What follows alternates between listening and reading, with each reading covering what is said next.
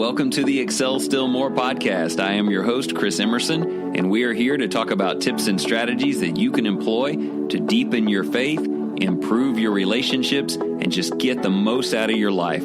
Thank you for joining. Let's get started.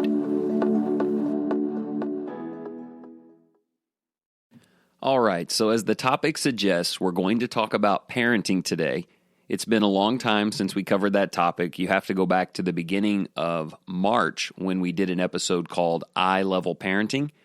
And in that episode, we talked about the need to be self-controlled when we discipline our kids, the need to try and communicate authority to them in a healthy way so that when they grow up, they'll understand the very healthy authority of God. What I don't want to do is raise them, disciplining them, and training them in a way that is inconsistent with what the relationship with God will be.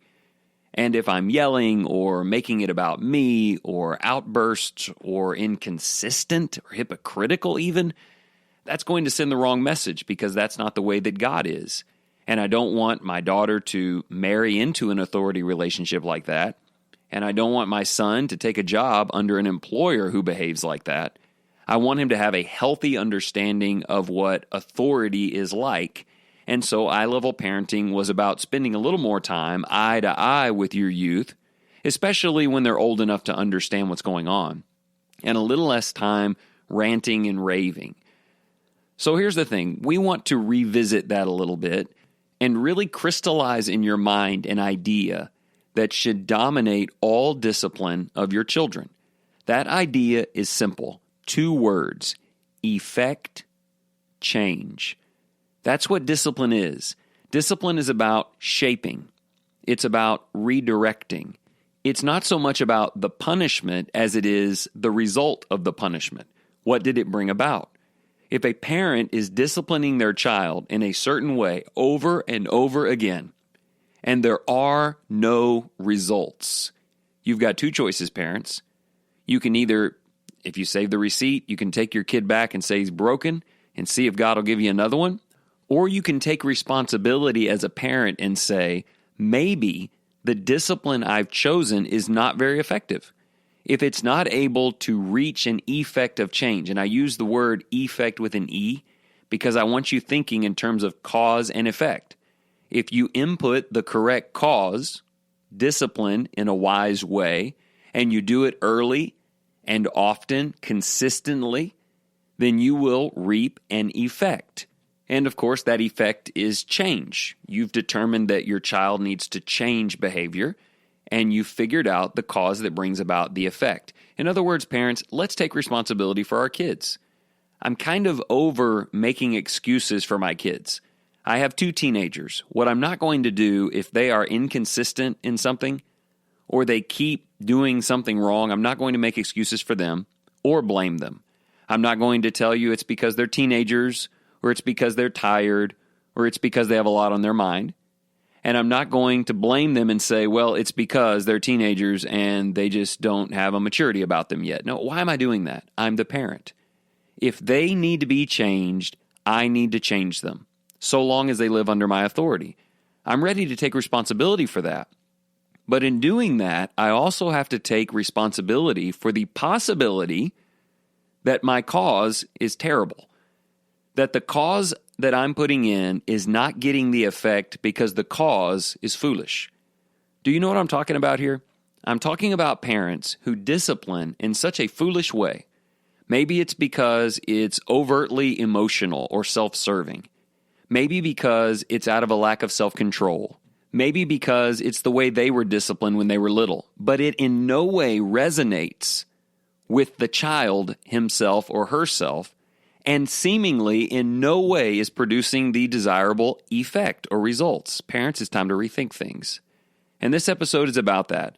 In some senses, it's about individualizing the way that you discipline your children and judging your success as a parent on the effect of the choice, not on how valiantly you make it. Now, let me just say, there are a lot of God's people who disagree with what I'm saying. They hang their hats on the physical punishment language in the Proverbs and believe that that's the only way. So there are a handful of Proverbs that talk about the rod and using the rod of discipline. And some people take that very literally, that always means using some physical or corporal punishment. And I'm here to tell you that may work great.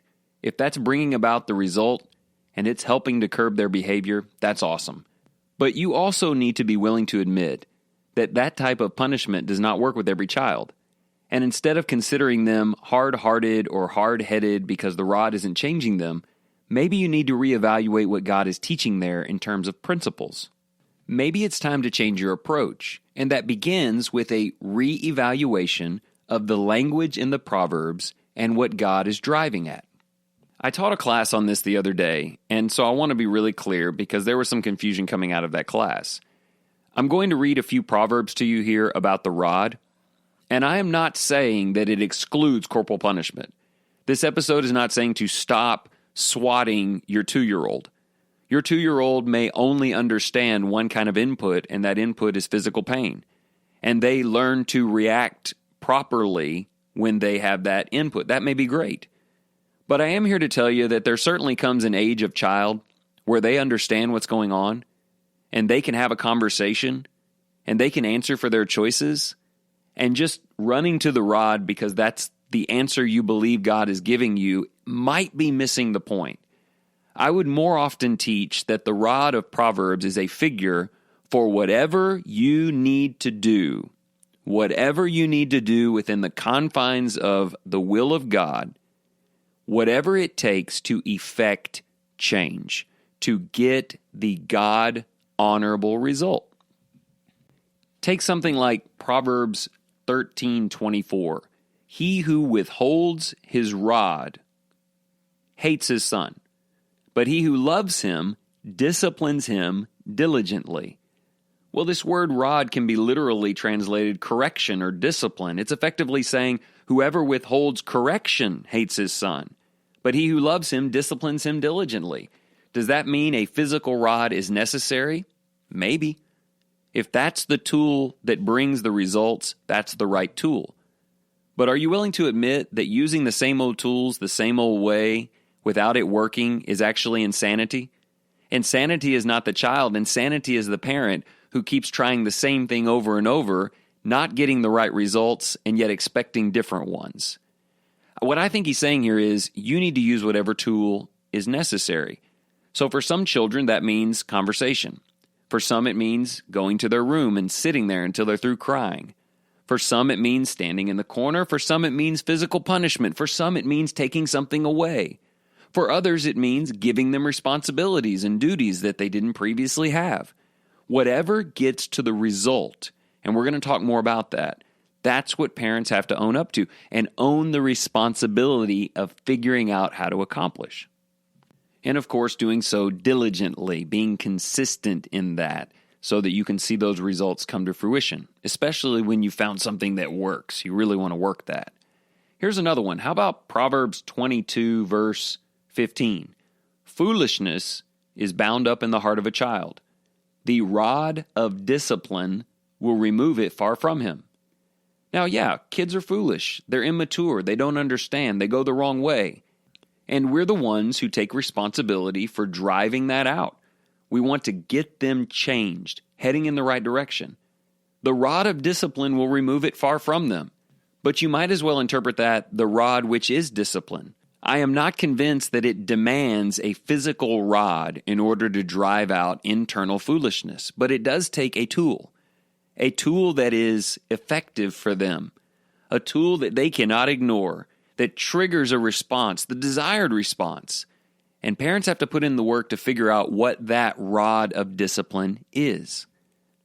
So before we get to a few examples here, I want you to understand this process. If you have children or grandchildren or young people who you've been put in charge of influencing, consider this. Work your way backwards to the punishment.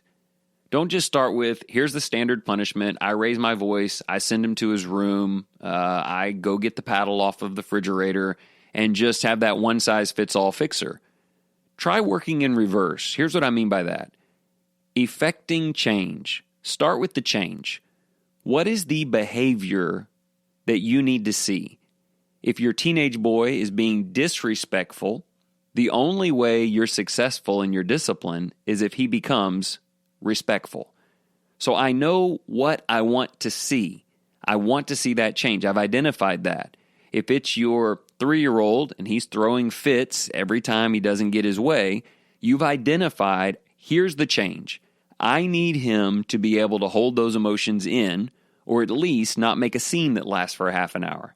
I start with looking at the individual child, the individual problem, and identifying what the change is. I'll tell you why this is important. Because as I said at the beginning, we discipline over and over and over again, consistently sometimes inconsistently, and we feel like we've done our job. Ephesians 6:4, raise up your kids in the discipline and instruction of the Lord. We've done our job, and so whether they get it or not, change or not, we're doing the right thing. I don't see that at all. If we're not effecting cause and effect, if we're not inputting a cause that over time with consistency brings about the desired effect, then we're not disciplining our children.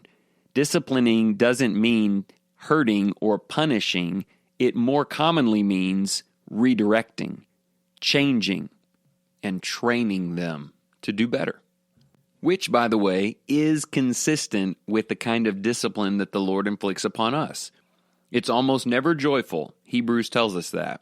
And maybe it's punishment for something that I've done wrong, or maybe it's a trial that God puts in front of me because he knows that I need to be trained to be better. It's not one size fits all. We don't have the same repercussions for sin all the way across the board. We don't face the exact same trials, every one of us, and pass the same tests. Our Father disciplines each one of us in the way that we need in order to achieve the effect, the change that needs to happen. What we're saying is be individualistic in that way with your kids and be willing to own up to the time it's going to take to identify the change that's needed and be more wise in the discipline, the cause that goes into it. Okay, let's use the rest of our time looking at some examples. I'm going to try not to use specifics from our own household so as not to embarrass the kids, but I can't promise anything. All right, so let's say you have a 4-year-old who is just constantly falling apart emotionally. Something doesn't go her way, she's crying. She's throwing a fit.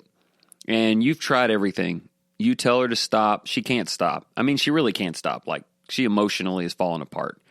You can spank her, I guess, and maybe that'll work. Maybe that works. It didn't really work for our kids because they're already emotionally out of balance, and spanking in that moment, maybe in the long term, it creates better triggers.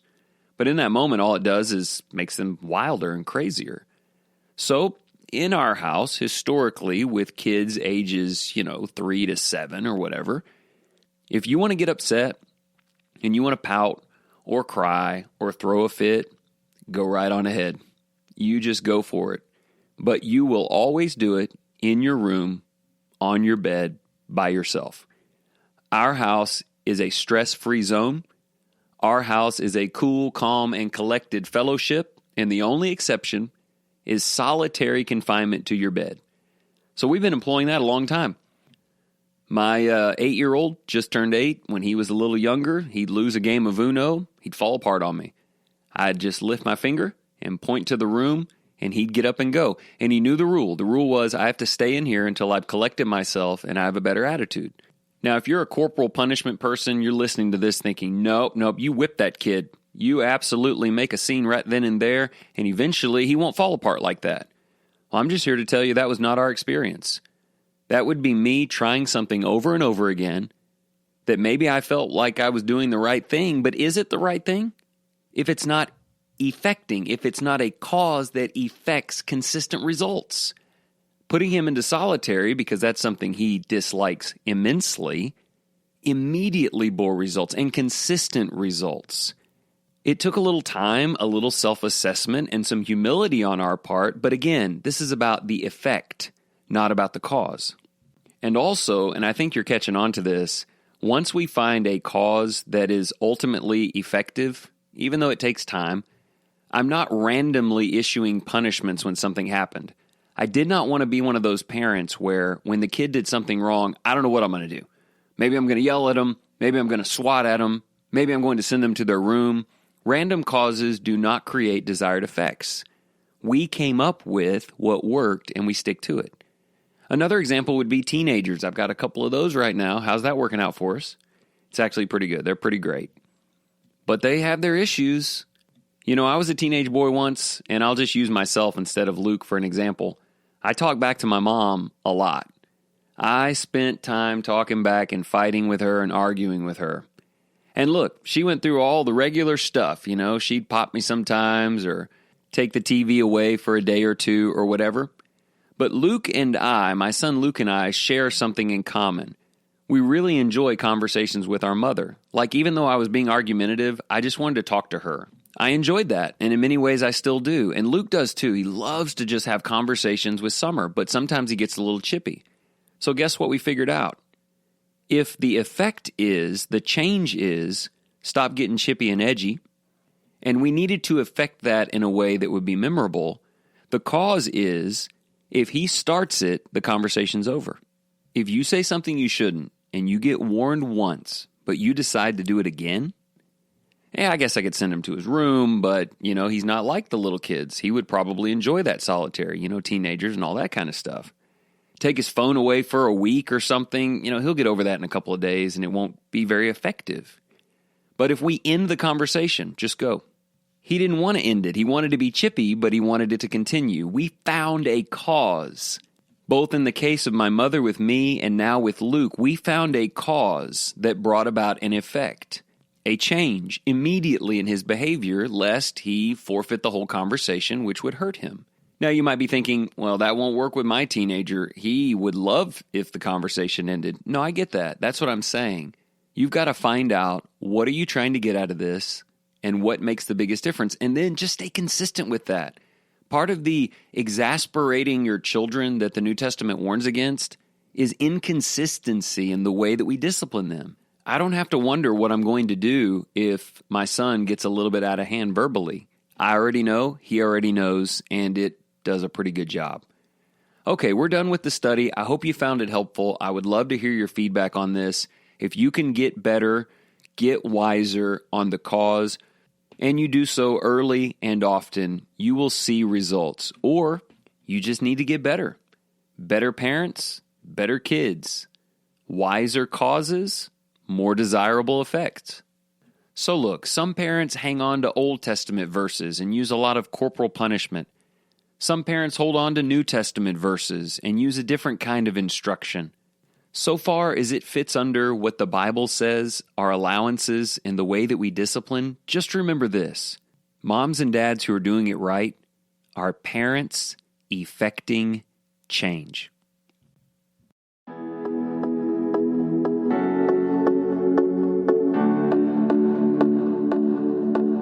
Thank you so much for listening today. If you would like to support this program, go check out our new website, excelstillmore.life. You can subscribe to emails there. There are book recommendations, show notes, lots of great things. We'd love for you to check it out. And don't forget to share this program with your friends if you think it'll help them. And you can always follow along on the Facebook page. And please remember, whatever you do today in the name of the Lord Jesus, excel still more.